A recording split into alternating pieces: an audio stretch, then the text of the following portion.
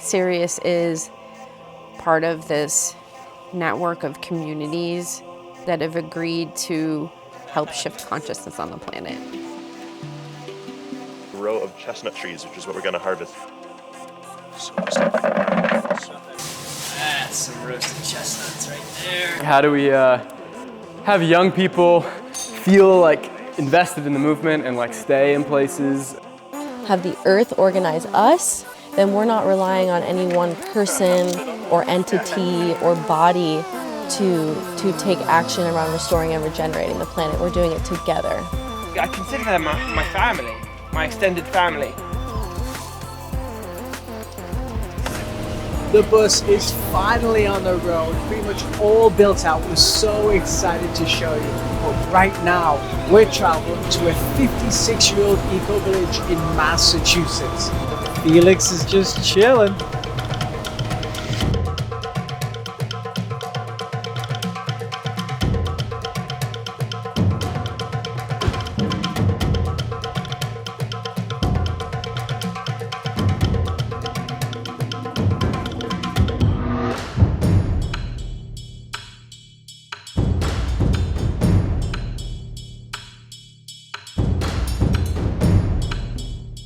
Hey, so it's the next morning here and we made it. Oh. Felix did great the whole journey. It was our first long journey with him in the bus, and he slept with his little headphones on the whole way. Yeah, we're currently at the Farmhouse, Sirius Community, and there's 40 people here. So a lot of crazy cool people to meet probably, and yeah.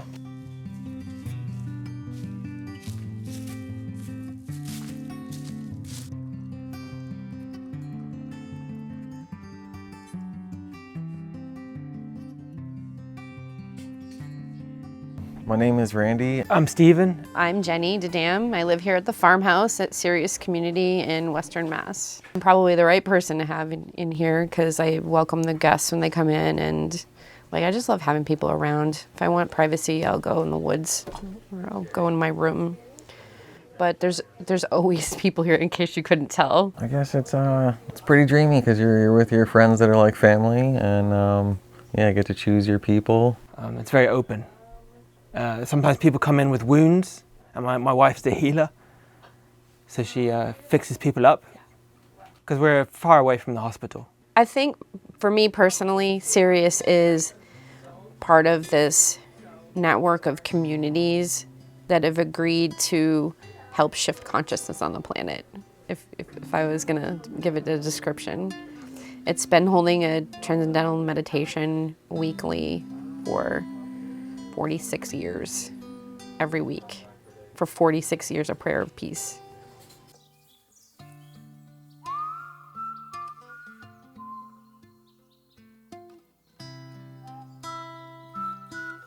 So we found a bunch of people here at the garden. Let's see what they're collecting. See that? It's colorful. Good stuff.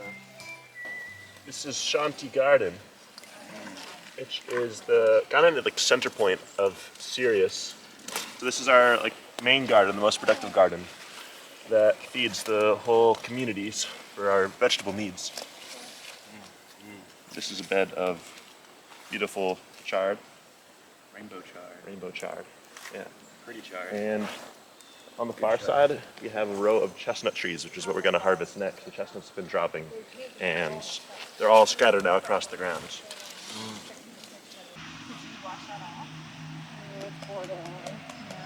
I mean, we could try, but you see how much bugs are on there? Aphids. You can spray control them, but it takes some effort to do it You said salt water? Yeah. Okay. Could you mind repeating that again? Yeah, it's like a tomato. Thanks, mate. Of course not. There's like a second wave of tomatoes. I thought these were going under. Warm weather is helping them continue. That was painful. Sit on that? Yeah, I did. Yeah. Juicy. Delectable. Just what you need out of a tomato. Look at this guy too. Yeah. So. Oh, that broccoli looks they're perfect. We feast in the night. got some green, are these regular green beans or are these giant ones? I don't know, these are beautiful. And I haven't been here in a few days, or maybe a whole week since I've been harvesting. It's still going, and these,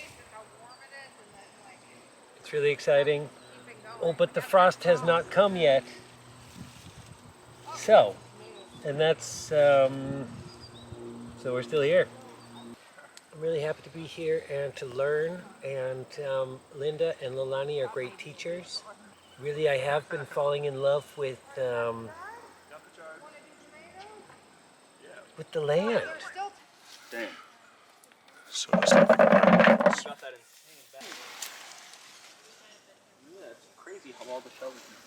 These ones are a little bit smaller. I think later on we might find some ones that are a bit meatier. And that's what we're really looking for. Kind of these little pods. Real spiky. Real ouchy if you touch them and get them in you. This guy's going barefoot like a weirdo.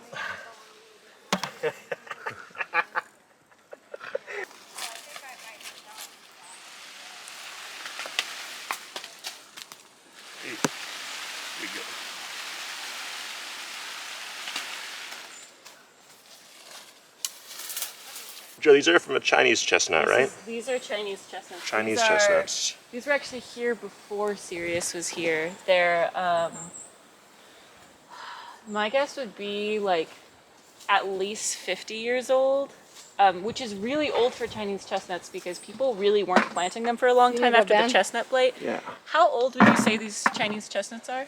Old, but they're not American ones.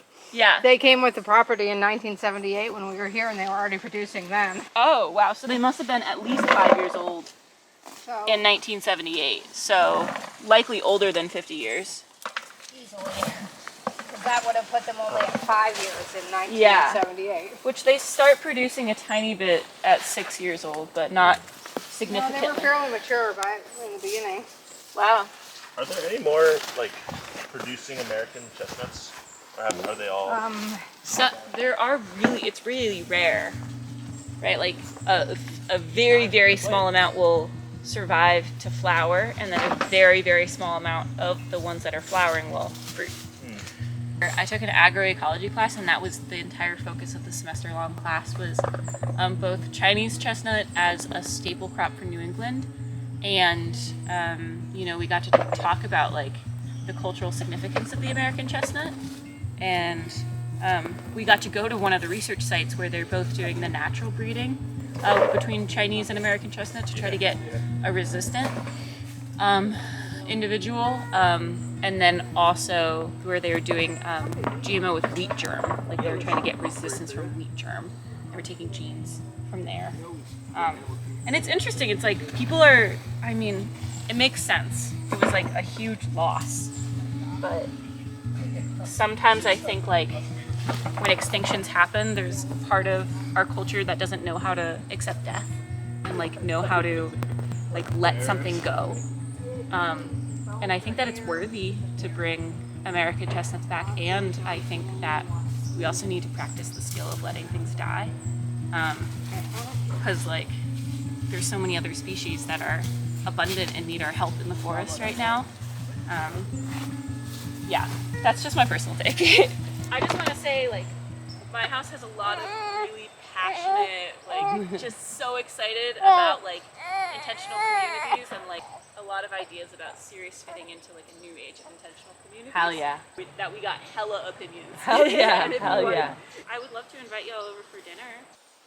My name's Joe Fuchs. This is the Kyasha House at Sirius Community.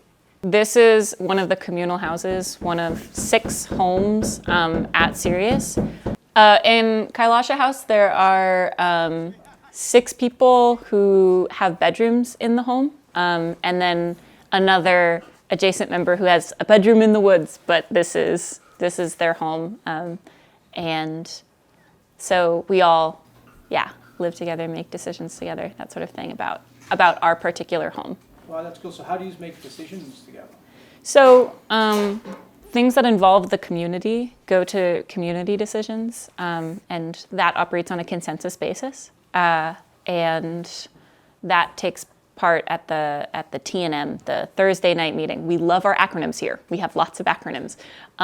But any decisions that involve the house are made here. So how we decide how our shared food system works, because we share a huge quantity of our food, or how we decide how chores get done, which we have an awesome new laminated chore chart. Like all that stuff happens in the house, and we like really thrive, I think, on the sharing as much of our lives as possible. And so some houses can decide how communal they want to be within their own homes.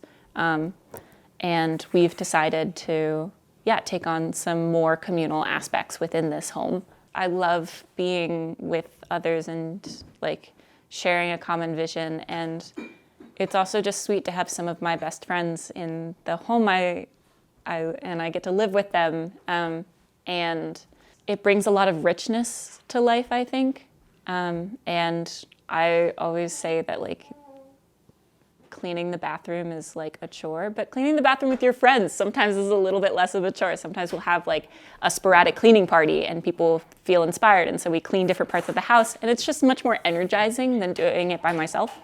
And I think I'm just a kind of person who's really oriented towards that. Like I just really enjoy doing things with other people, doing things I might do alone with others. This is the downstairs bathroom. In here, if you want to take a look. And this is like an on-grid toilet? Yes, yeah, this feeds into the septic. We are really hoping to change that soon, and at least have some composting toilet aspect, if only of the gray water, or if only of urine, just redirection. So. Nice. Yeah. It's a big step. Like that's most of the water is used on urine. So sure. That takes up like 70% of the water usage. All right, downstairs we go. And acorns that are ready to process. This is Gabe's pride. It's a music room, studio. It's a pretty sweet space.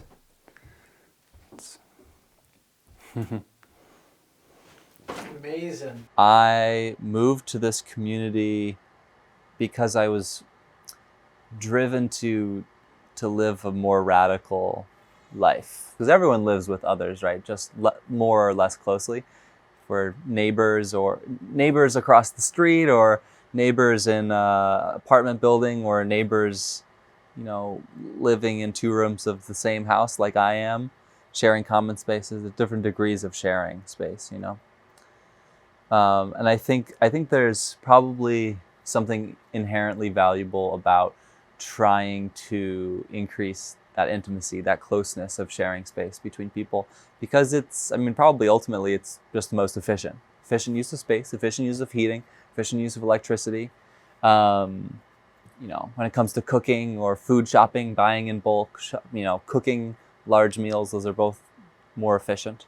And energy efficiency translates to cost efficiency. So, theoretically, it can contribute to a more easeful life and a more resourceful life. So it doesn't have to come from living closely together, but I think living closely together kind of forces it to happen more readily. Last time we did it.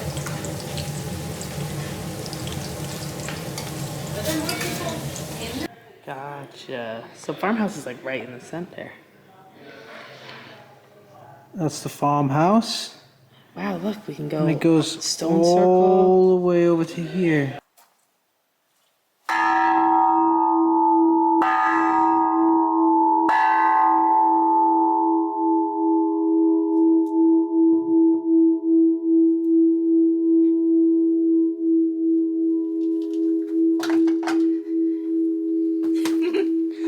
So everyone now knows that food is coming? Yeah. Mm-hmm. Nice. Every time the people, like every time someone finishes cooking lunch or dinner normally, then they'll hit the bell like 3 times. Then there's an inside bell here, so when everybody gets in, we'll ring the inside bell, so it's like, oh, official time to eat. Nice. Yeah. You can't even turn it into flour, like you can see Scoring them here.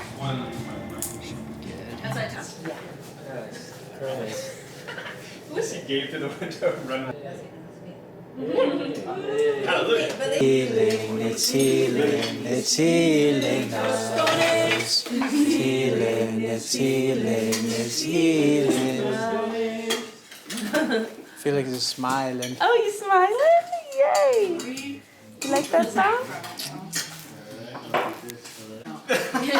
Yeah, we weren't sure on how to read.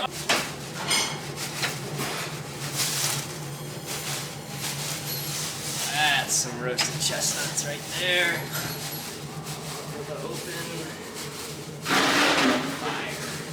Roasted chestnuts. Oh my goodness. Wow. Yes. Those ones are darker than the last one. Yeah, and they smell delicious. Yeah, they're gonna be real hot, but give a couple. Chestnuts. I had this moment this weekend at the skills gathering where I introduced a young person, like 4 years old, to her first chestnut, and I like made sure it was like wasn't too hot, and I was like, but it's still gonna be hot, and like and she like popped it in her mouth, and we were like, Maybe not doing the same thing for you. Oh no. And it's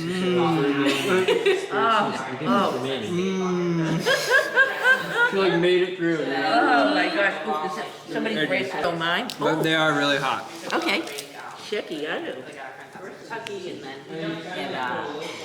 my. This is hot, so you might want to wait for a while. Oh, okay.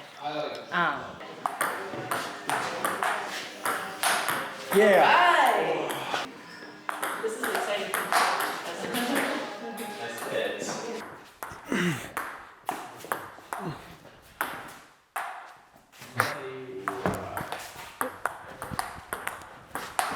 Oh, very nice. Oh! Yes! That was good. Basically, Next Genna, although it's with Global Ecovillage Network, it could be the youth movement for both Global Ecovillage Network and Foundation for Intentional Community, because they're like sharing space in the US, as you know. So we're talking about doing different webinars around succession. That's basically like the main issue we're talking about. It's like, how do we have young people feel like invested in the movement and like stay in places and actually have some sense of responsibility, and have the older generation sort of understand the need for that and be able to maybe hand some responsibilities over, or like, I don't know, there's lots of ways to say it that sometimes feel kind of not as like collaborative. Feels more like these old people are like being very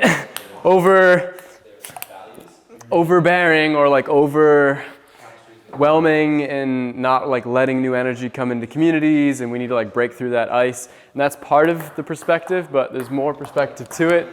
I think my favorite way to like say it is old people like acknowledging the position of eldership, and like how eldership is approached in like indigenous communities is you're like the wisdom council that people go towards, but not necessarily trying to like do everything or like be in charge of everything. Yeah. And the younger people having some sort of further sense of like responsibility and appreciation for the elders and appreciation for all that's come before, and yet like acknowledging that there is a different perspective that the young people are bringing to the table. A lot of that's around like urgency and climate catastrophe, and like we need to really be thinking about some of these issues because it'll be too late. I think there's like a lot of energy and ideas that are coming in that often, this is a pattern across communities, feel like they're not heard and leave. Yeah, it's a big thing. I guess that's one of the pillars of Sirius spirituality. Oh, sorry. Why did was that called to you? Honestly, not particularly. I think there's as many different spiritual practices as there are people at Sirius. And obviously we're like it's not really pushed the like sense of we have a spiritual mission and like it's this. It's not like the Findhorn Devas thing. I mean, Linda's definitely talks about that a lot, and it's a piece of the community for sure, but it's not like a foundational, it doesn't feel to me as if it's a foundational core ethos or value. It's like adaptable. It definitely inspires like meditated consensus where we meditate before we make decisions. That's part of the spirituality, and we all like that, I believe. But there's so many different types of interpretations of what is spiritual here. So you might be wondering, yo, I didn't see a laundry machine in the bus. You're right. Because we got a little baby. He's got little dirty diapers like this, and we need a way to clean it. So, this is the method. Boom. Not just any kind of plunger. This plunger is specifically designed for clothes washing, you know. So, apparently it's meant to be better. But what are we going to be doing it in? That right there, baby. This is honestly the first time I've ever had to use this now that we're in the bus. So we'll see how it goes. I've got water here, I've got some eco-friendly soap, and this little thing at the bottom to separate the dirt and keep the water clean at the top. I'll show you that later. But here we go.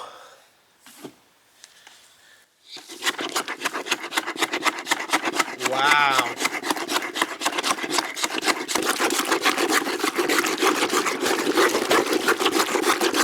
I've been hitting that for just a hot minute. I have no idea. It's my first time doing it, so I don't know how long I really have to go for. But now it's been in the soap bucket. I'll take it into the rinse bucket. Keep going.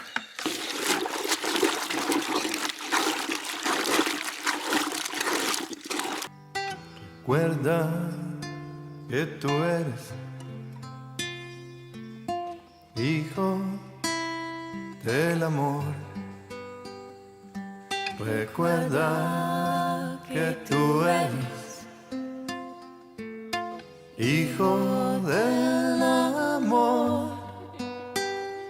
Recuerda tu sagrada esencia. Eres hijo del sol, recuerda tu sagrada esencia, hijo de la creación. This is my Chestnuts, cucumbers. Hold your hand out. I'm gonna put some apples here. It was just kind of, nobody was doing this stuff. It's pretty cool. We've arrived at Sirius Community at a splendid moment. Right now I'm making a lunch because there's about to be a breaking of bread from all these key people from the community permaculture movement are actually coming here today to have a meeting. So it's going to be pretty sick. Yeah, it's okay. Yeah.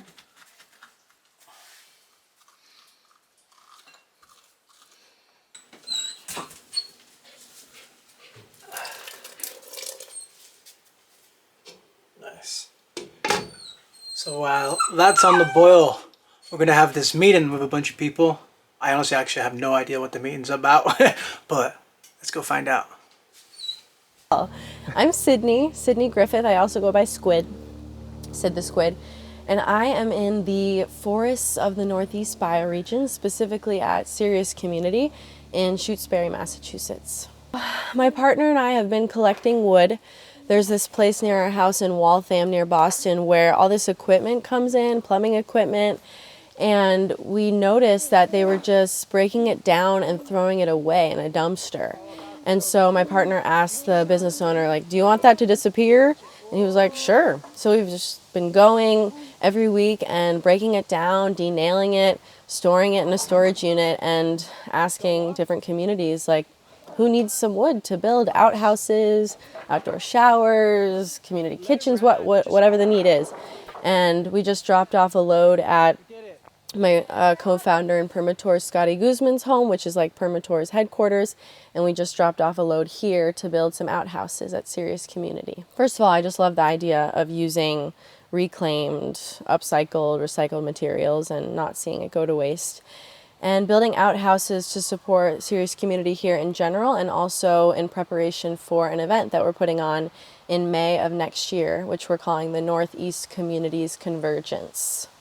And the intention is really to bring together different organizers, initiatives, nonprofits, grassroots change makers, institutions, tribes, local equity groups to organize around this bioregion that is being called the Forest of the Northeast.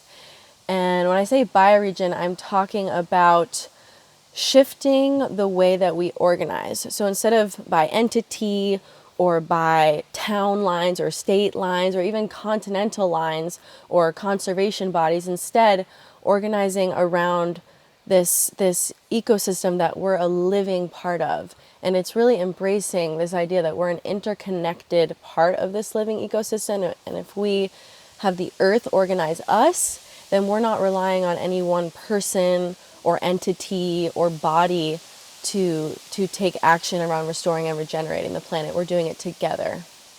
So that's what we're doing at this event, and it's really to support existing established initiatives and to also foster cross-community and cross-sector collaboration. It's to build awareness around bioregionalism and to really, ideally, cultivate clear next steps and action plans around how we can heal the planet and heal our communities and build resiliency during these challenging times. Permators, it's like a family and a community at this point. We started out getting a Seeds Regenerative Crypto grant. And so essentially I shared my vision, my dream, which was around the beginning of the pandemic, wanting to create a network of places where people could go and get their basic needs met and share their gifts in exchange for being supported and held in community. No matter where someone was on the planet, they'd have a place like that.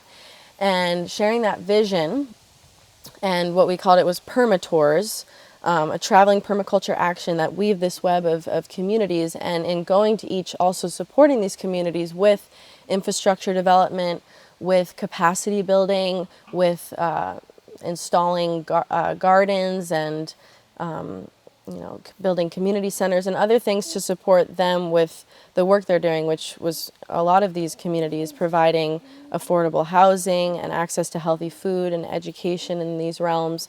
We don't have a typical hierarchical model. We have rotating leadership models where people take action and leadership on a given project or in a role for a specific period of time, and then it rotates. So we're really trying to inspire action, inspire leadership, and again, work for this mission that's bigger than any one of us. We're wandering around Sirius Community. There's some like really awesome, impressive architecture and awesome buildings. And yeah, it seems like people are busy, so we're just kind of finding people and asking them to give us tours of individual spaces so we don't take up too much of anyone's time. And it's cool because we're meeting a lot of people as we go. So. Nice. You're doing something. I'm doing something, yeah.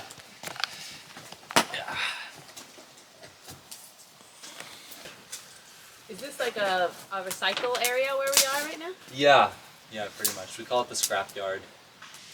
Oh my gosh, you saw this roof, Jules? It's amazing. I know, I'm trying to, is it metal? Yeah, metal shakes. Imagine like number plates with that. Well, that would be cool. Yeah, this is all recycled, rescued from some demolition project.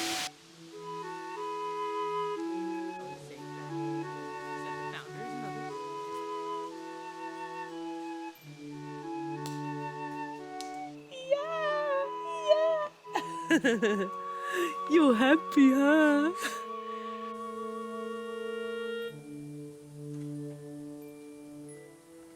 Okay, so this is the community center. Took 10 years, about 10 years to build the entire building. Wow. And it was built with a master carpenter and volunteers. Oh, and this is the bell? Yes, this is a old gas cylinder painted. This is our bell, and it's It's written, but we had an intern here who was from Taiwan, and this is the from the Tao Te Ching, the writing the greatest good. Wow. So every time you hit the bell, you're invoking the greatest good as well as calling people for meals or dinner. That's incredible. Yeah. That it's so beautiful, and then it's a recycled gas thing. Yeah, It's really, yeah. awesome. It makes a great gong. You can hear it quite a ways away. So this is the ash tree that I was talking about, and all of this wood in here.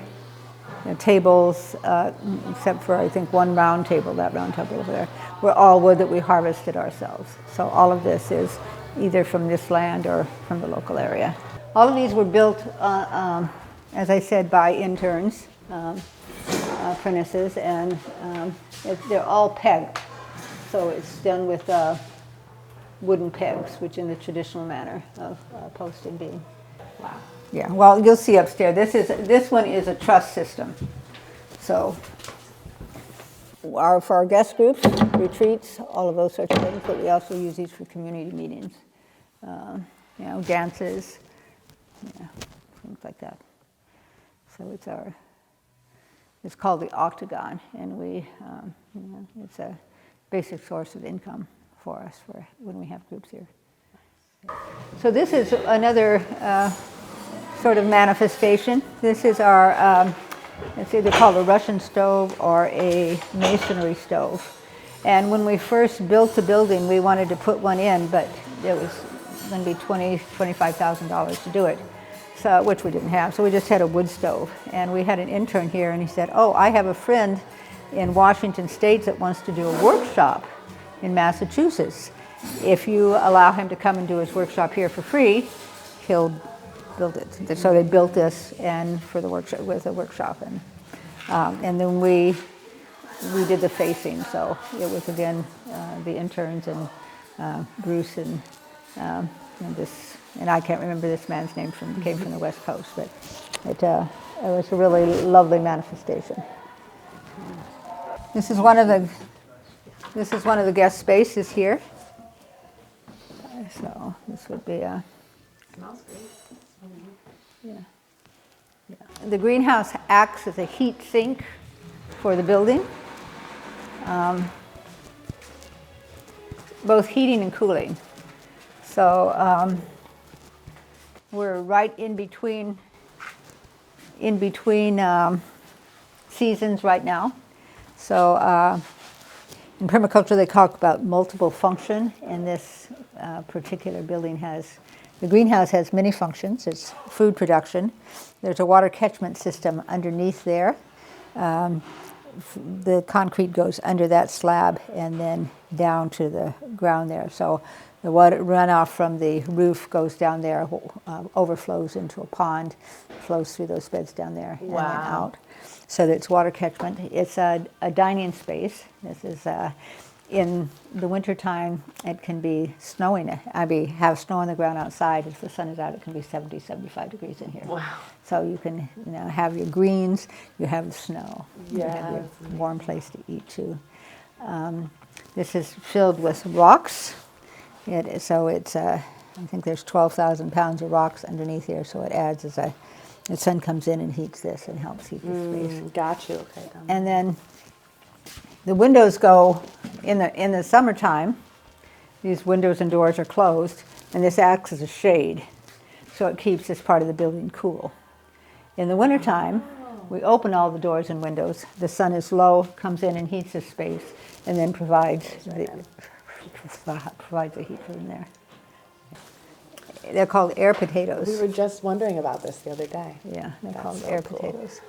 Yeah. So I want to try them. I haven't yet. And then we have a fig tree down here producing fig. And oh my God, that's huge.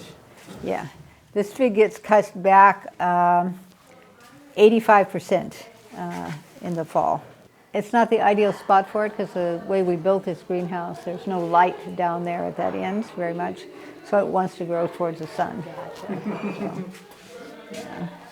Some more of our guest spaces. This whole wing is for guests here. And We have a handicap shower.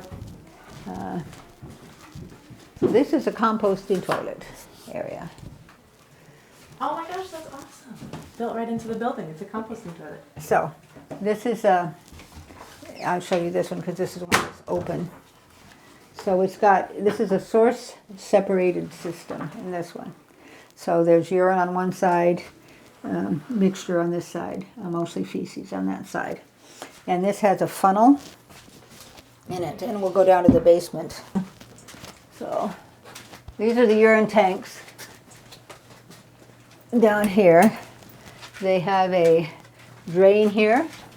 So this one comes from this toilet over here, and these two are for the downstairs toilet. A faucet down there, and you drain it. Take a hose, put containers down at the end, and then just pour it off and use it in the gardens. So this has been setting for 2 years. And so this is what it looks like after the 2 years' time. I've gone through and when I closed it off, I raked everything and made sure it was all in there together. And then it just sets. And after 2 years, you come in and you put it in barrels and take it outside. And we still put it in black barrels, and we leave them in black barrels. And then we compost it in the orchard with everything before we put it. You could use it right now. Wouldn't be any problem, but we do those extra steps too. So this is our commercial kitchen. And we do community meals and guest meals out of here. The tour, wow, This door is probably the heaviest thing we ever got in this building. So then there was this was a room once upon a time.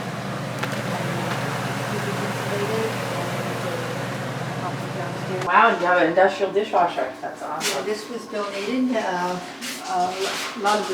Some of the equipment in here was donated. There was a school. I used to work at the Waldorf School, and there was another school going out of business, and they had things to donate, and the Waldorf School couldn't use them, so they donated them to us. So, connection with nature.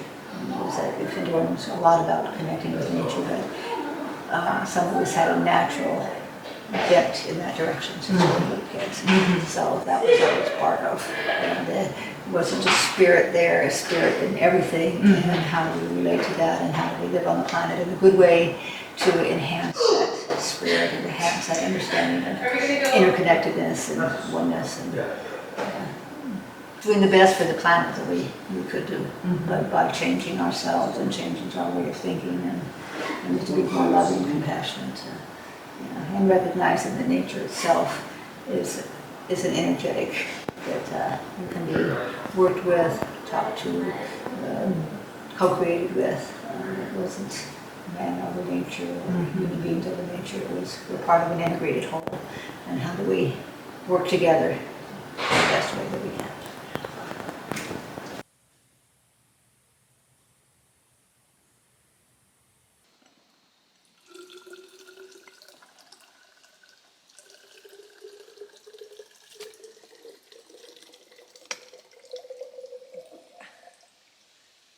Hi, I'm Jenny here at Sirius Community, and we're going to go into the sanctuary orchard room.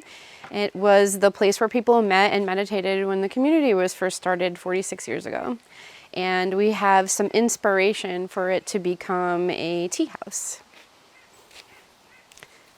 Let's come on in. This is a lovely space. We have a wood stove in here and tables, which often move around. Sometimes there's a screen that comes down and people can have workshops in here. Tables move around. We have tea. We just got this refrigerator for it. A lot of seeds in my hand. Like I was gathering iris seeds from one of the gardens to plant over there, from Linda's garden to my garden over here. Some hugelkultur that's now ready for seeds.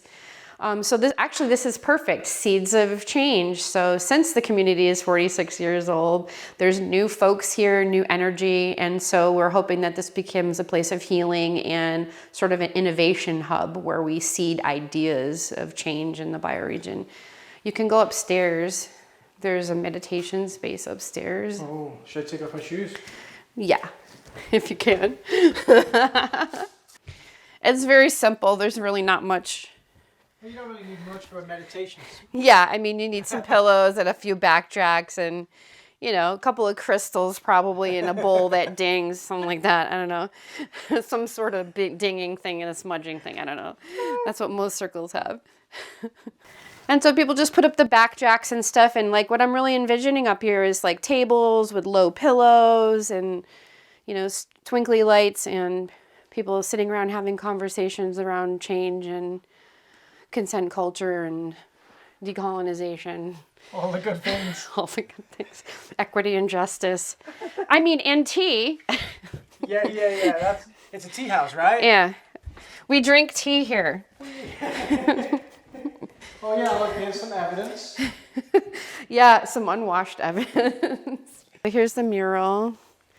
And sometimes people have meetings here. We have events that we do. And people use the space at tables, you know, and it's creating a vibe of like collaboration. And there's many places on the land to collaborate together. Tables, chairs, places to sit and gather. It's something that I love about being here.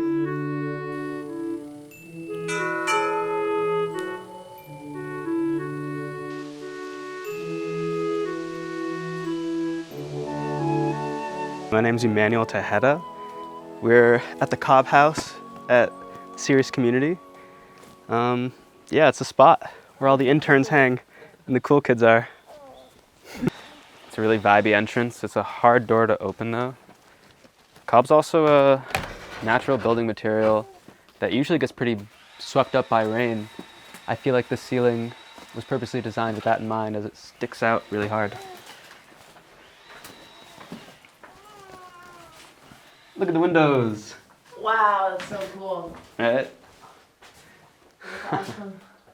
Oh my gosh, it's like a little hobbit home. Right? Wow, and look, this was like set up here. That looks really pretty. So nobody lives here. This is just Nobody like lives here, yeah. It's not fit for living. It doesn't have a septic system, so it's more of like a piece, artisanal. This is the coolest. I love the swing and the leather seat. Yeah. Heated by a wood stove. You can cook here. Actually, meat is allowed to be cooked here, but not in the main kitchen. Oh. Upstairs is where everybody hangs out and has little sessions. This is where lots of philosophizing happens and music, usually with a handpan or a guitar. I feel like we've had lots of fun nights here. Yeah, this is such a good spot.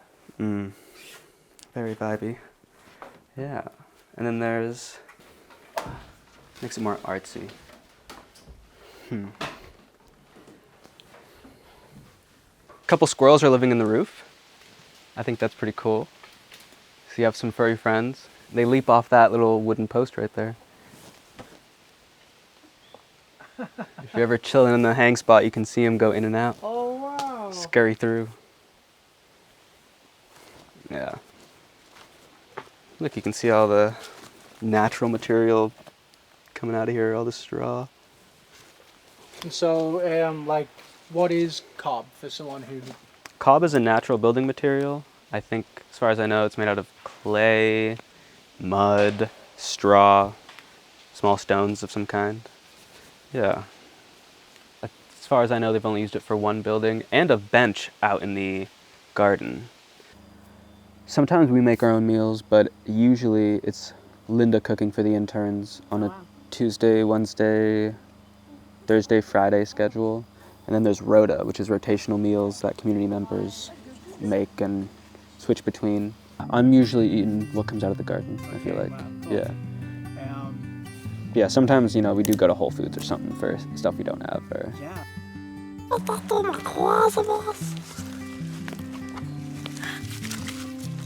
Ooh. You see all the trees in the sky? So my name is Stephen. I've been at Sirius Community 7 years, and this is a chicken coop with chickens inside.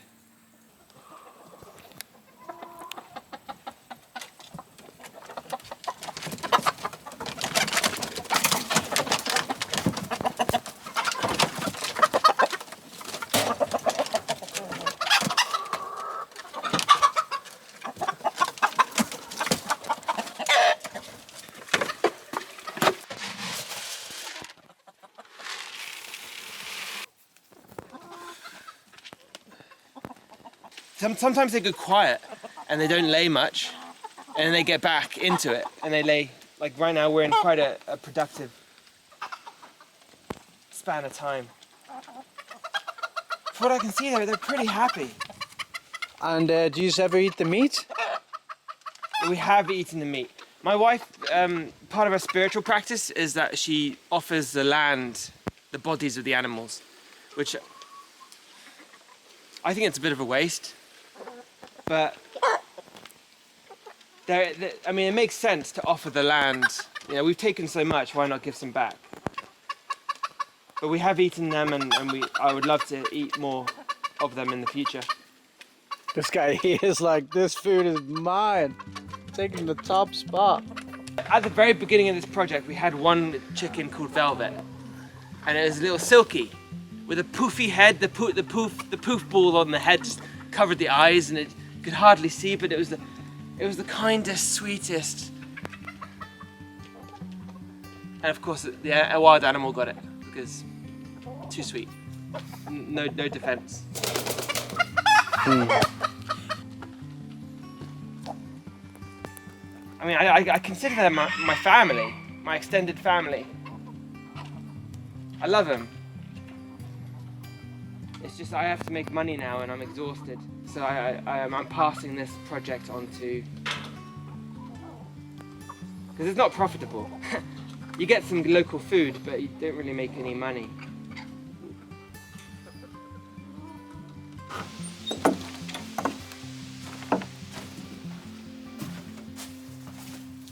Tiny ones. The first ones of the small hens that we have. Coming out of their tiny little bums.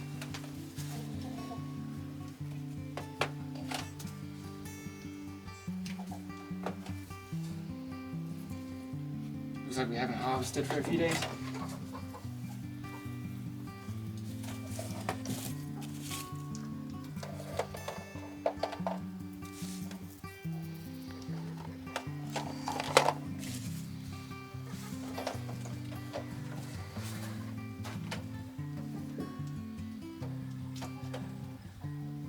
Our basket's full, so I'll probably give this to another house.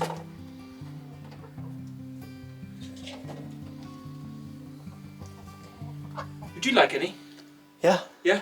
We'll fill up a carton. Okay.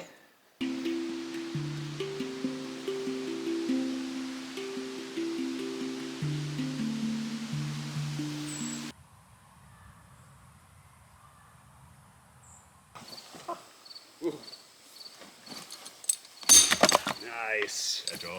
Yes. There's a divine being. There you go. We mainly use wood stoves, I believe. I'm pretty sure there's no... Every home except for one Yeah. uses wood to heat it. Yeah, so this is all probably going to be used up throughout the winter. Yeah. And firewood is like, you know, JP task like 8 to 12, like 8 out of the 12 months of the year. Yeah. It's like a lot of the communal work that we do. On Saturdays are like main, I don't know if Jenny has shared or oriented you to like the social happenings of this community, but we have twice monthly meetings that the whole community shows up for. And then we also have Saturday work sessions called Joyful Productivity, and that's where we do our community work, where it's not just the interns, but like the whole community shows up to do work. You're digging right into the knot. That's why it's hard. Yeah. Frank, I'm learning how to split wood for the first time. Oh my gosh. Yeah. Frank. Frank! Hey. Frank! Ooh. That's work. Oh! Oh! Wow! rotten inside, huh? Now you can just slice it up. Boom. I loved the like foot pickup thing. For, like extra Just style points. Wait, what is it? You're like picking up your foot. Oh, yeah. I think it's like extra force for some. Yeah. Stomp! Wanna try this one? Yeah, totally.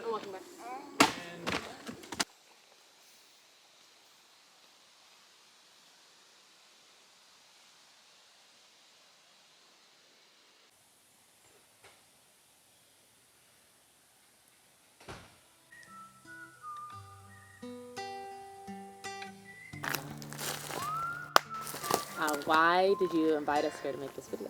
Oh, well, the stuff on the garden, and I saw social media things. I actually thought Tree was kind of funny, so I started following you because I was laughing, and then when I saw the HBO show, I was like, oh my god, like this is this is like definitely part of our crew because it was just too much. It was very entertaining. So there's a movement happening in the world, and it's about bioregional learning centers, and it's about like reclaiming these areas of learning and mapping and listening in a way to see what's emergent that's regenerative, and the people are really called to start doing this work, and so we're forming a bioregional hub here at Sirius, and there's many other locations that's doing that. What is a bioregional hub? It's a place where resources, both physical and non-physical, can gather, and I'm hoping that the students from the local colleges and stuff can come here, and we can learn how to be better stewards on this planet, reconnecting them to nature. We're really tech these days, and we have to have this remembering of how we're stewarding this planet, which means like we have to deal with our traumas and stuff. So how are we going to do that?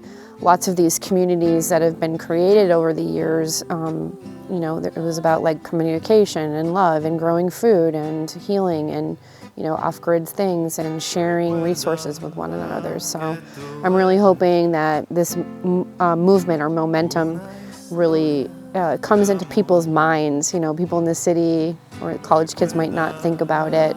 There's this new earth nomad that's appearing that, a lot of the millennials, they don't want the stuff from their parents. They don't want the debt from college. They're not buying houses. They're not getting married and settling down and having, 2.5 kids and a dog and a cat. And they're traveling. They're mobile. They're looking to find some sort of experience and find meaning in their life. And they're recognizing that they've been disconnected from their ancestors, and so they're looking for that ancestral reconnection. And so these communities are just the kind of place to get that reconnection. Yeah. Well, thank you so much, Jenny, for hosting us here at Sirius and at the Farmhouse. And thank you to all you guys and girls and whatever animal you are for watching the video. Is that right? Is that weird? No, it's cool. Whatever. If you are a part of any projects that you think we should come and film at, then let us know. All right. See ya. I was saying that like every single community I visit, I'm like, this is the one. I'm gonna live here forever. I just like fall in love with every single one. I feel like. Yeah. Thank the rain of the rainbow. Thank the light of the sun, singing peace and healing, yeah, for everyone. Release, thank earth, fire and water, and the air that we breathe. Thank each son and each daughter, yeah, every seed, stem and leaf. Release the fear from our being, yeah, and the rage from our hearts. Yeah. Everyone can do their part, and the children will lead us, red, black, yellow and white. Oh, we're the rainbow children, yeah. We're dancing into the light. We're dancing into the light. We're dancing into the light.